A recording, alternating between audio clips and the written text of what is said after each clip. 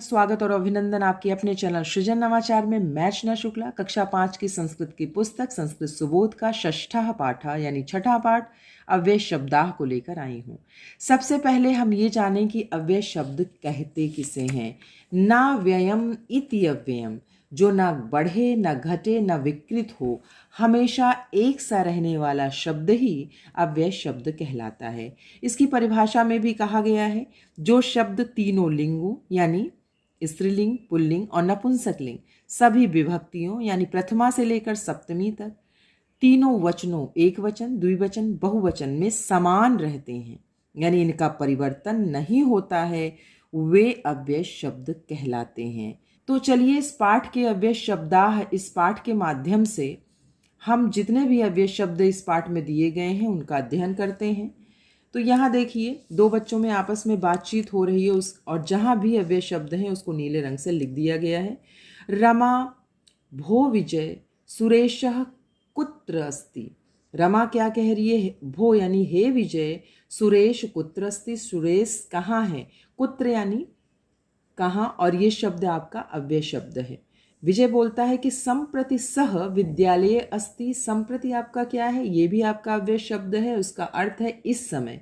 इस समय सह यानी वह, विद्यालय यानी विद्यालय, अस्ति यानी विद्यालय में है। रमा स कदा विद्यालयम गच्छति। रमा क्या कह रही है? सह वह, कदा यानी कब, विद्यालय में यानी विद्यालय, गच्छति वह कब विद्यालय जाता है। तो ये जो आपका कदा है यानी कब, ये आपका अव्यय शब्द है।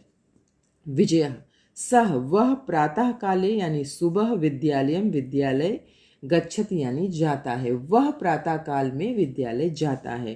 प्रातः आपका क्या हो गया? ये भी आपका अव्यय शब्द हो गया। किसी भी स्थिति परिस्थिति में इसको चेंज नहीं किया जा सकता। कह रही है कि क्या वह ध्यान से पढ़ता है? किम सह ध्यानेन पठति। विजय आम हाँ, तत्र स सदा ध्यानेन पठति।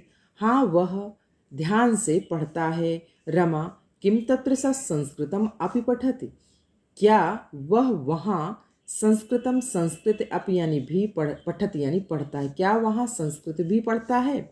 विजय आम हाँ, सह वह संस्कृतम अपि पठति। हाँ, वह संस्कृत भी, अपि यानी भी पढ़ता है। अपि आपका क्या हो गया? ये भी अव्यय शब्द हो गया। रमा सह कति वादने गृहम आगच्छति। कति आपका क्या हुआ? कति भी आपका अव्यय शब्द हुआ। तो रमा कहती है वह किस समय, यानी कति यानी वह किस समय घर आता है। वादने यानी किस समय वह घर आता है। विजय सह सायंकाले पंचवादने गृहम आगच्छति। वह शाम को 5 बजे घर आता है।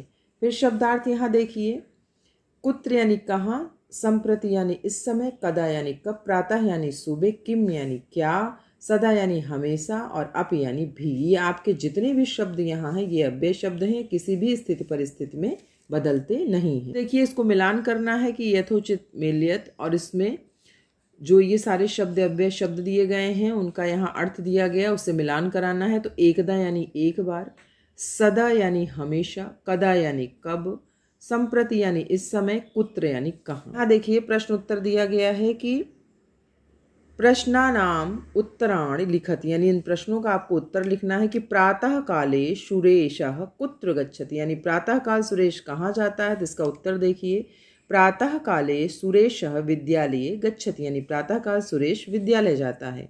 तत्र सह किम पठति। तत्र सह किम पठति, वो वहाँ क्या पढ़ता है। तत्र सह सर्व विषयम पठति, वो वहाँ सारा विषय पढ़ता है। सुरेशः कति वादने गृहम आगच्छति, सुरेश कितने समय घर आता है। सायंकाले पंचवादने, आपको लिखना है कि सुरेशः सायंकाले पंचवादने गृहम आगच्छति। सह संस्कृत कक्षायां मित्रैः सह किम वदति, वह संस्कृत कक्षा में मित्रों के सह यानी साथ, किम वदति यानी क्या बोलता है। सह संस्कृत कक्षायां मित्रैः सह संस्कृतयो वदति, वह संस्कृत कक्षा में मित्रों के साथ संस्कृत ही बोलता है। उदाहरण अनुसार अव्यय पदानि चित्वा लिखति, यानी आपको यहाँ क्या करना है कि उदाहरण के आधार पर, यानी एक आपको यहाँ बता दिया गया और सारे इस मेज़ में यानी इस बॉक्स में सारे लिख दिए गए हैं, उनको चुनकर आपको लिखना है। यथा तथापि एक यहाँ करके बता दिया गया है।